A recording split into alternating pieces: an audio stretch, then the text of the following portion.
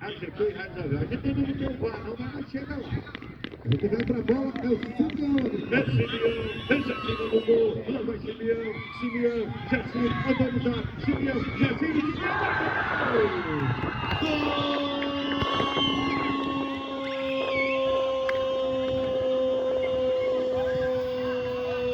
deixa com o Gutierre, na tranquilidade o garoto, forçou ali pro Simeão, longe demais o Simeão, nem foi, Juninho. O Simeão não quis nem atrás da bola, que veio embora muito mal.